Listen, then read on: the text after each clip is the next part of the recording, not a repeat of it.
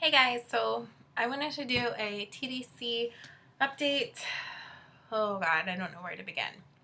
First off, I really hope that the voice and video stay synchronized. I recorded a lot of videos today. I don't have time to record this. So if my voice gets out of sync with this video, I'm so sorry. Please bear with me. I am working on fixing a camera that I have so I can use it for vlogging so this doesn't happen again. Okay, so this was my third cycle of clomid. My first two cycles were 50 milligrams. I ovulated on both, but the last one they said was a weaker ovulation, so they decided to bump it up to 100 milligrams. So I took the 100 milligrams thinking, this is great. I ovulated on 50. I'm going to ovulate early. No. I had 3 surges, and I was temping, and I'm going to insert my chart at the end of this so you can see how crazy it is, but 3 surges, and then I finally ovulated on the day my doctor finally made me come in because he was like, you can't keep putting off cycle 1 day blood work. You have to come in. I went in. It was actually cycle day 27. That's the same day I ovulated. The day I ovulated, my progesterone came back at 5.5, which for actually, you're really not supposed to do ovulation. What I've read, you should wait till at least 6 days after ovulation to get a good progesterone check. So I think that's pretty good for actual ovulation day. I don't know. I never went back in because I'm going to drive 45 minutes to go get another blood test and like pay for it. Anyway, so I ovulated cycle day 27. They said if you get your period, call. If you don't get your period, call. So I finally ovulated. My temps are going up and up and up. 7 days past ovulation, I start getting that brown. No, I don't even get that brown tinge actually. It was straight to this brown, watery stuff coming out of me. And I was like, 7 days past ovulation? Really? The earliest I've ever even got a tinge to my CM is 11 DPO. The last cycle, I made it to like 14 DPO. So I was like, what is going on? And it was, a part of me was like, oh, hey, implantation. Some of my friends are like, yeah, it's probably implantation. I was like, oh, okay, yay. Then I started getting clots. And I was like, this is not good. And then 8 DPO, it started at 7 DPO. By 8 DPO, my temp plummeted. And I was like, okay, it's probably over. But everyone's like, well, just see what your temp the next day says. Then I slept through my alarm. But then the next day, my temp was still low. So I spotted for like 4 days. And then today, which is Father's Day, my red flow started. Oh, it started. And I think I'm making good enough lining. This was going to be my last cycle.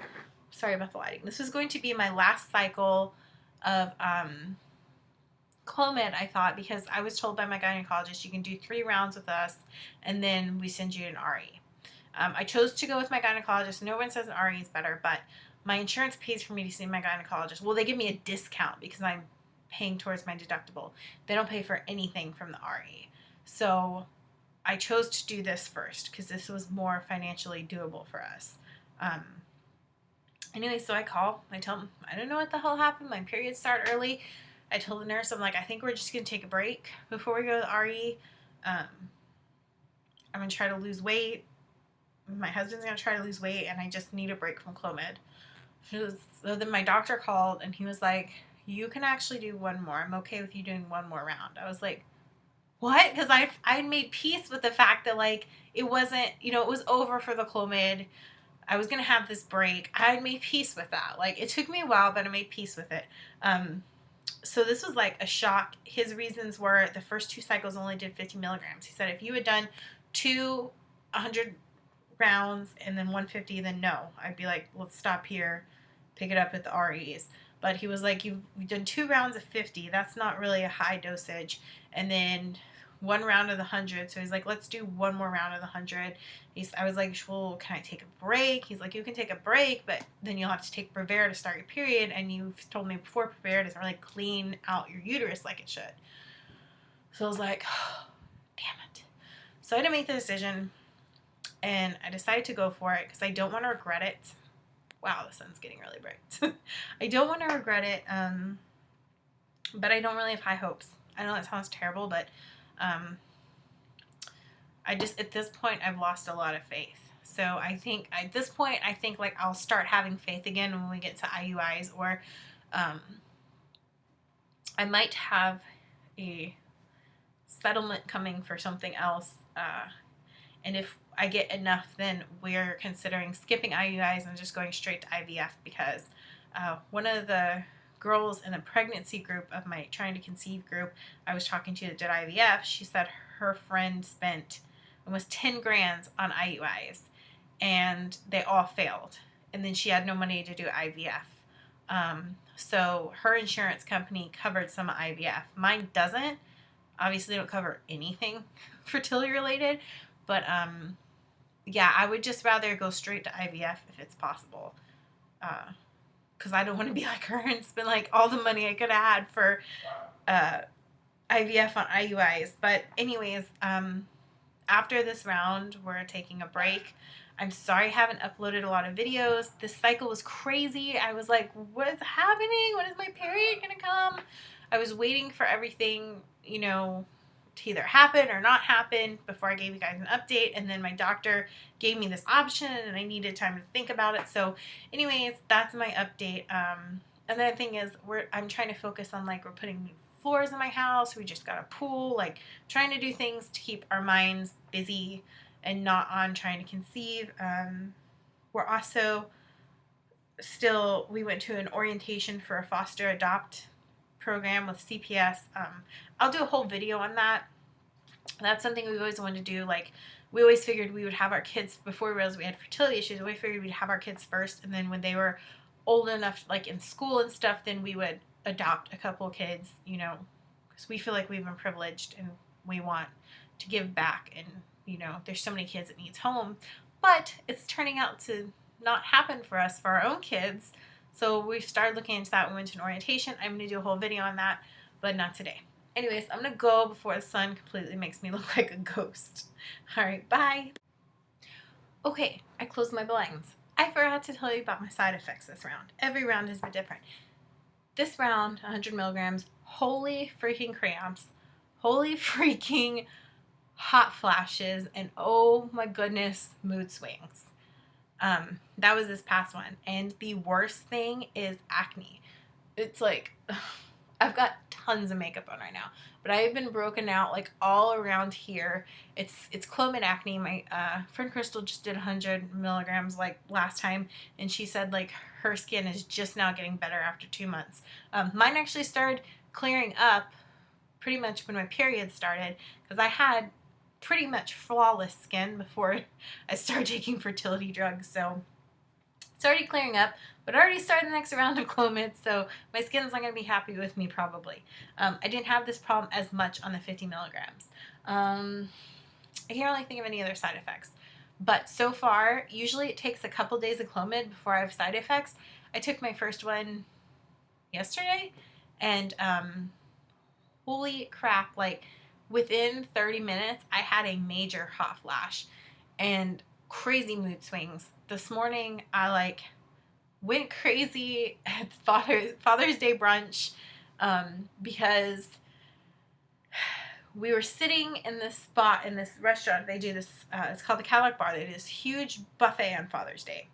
I mean, it's like really expensive to eat there, but it's very nice. It's like quality food. It's kind of like a special treat we do every Father's Day. So they put our table in between where they've never put a table before. All the years I've been going since I was little, they've never put a table here, but they put it in between the two, because they have like food, like every kind of food you can imagine. It's a Mexican restaurant, but for some reason, like Father's Day, like every kind of food you can imagine, breakfast foods, Mexican food.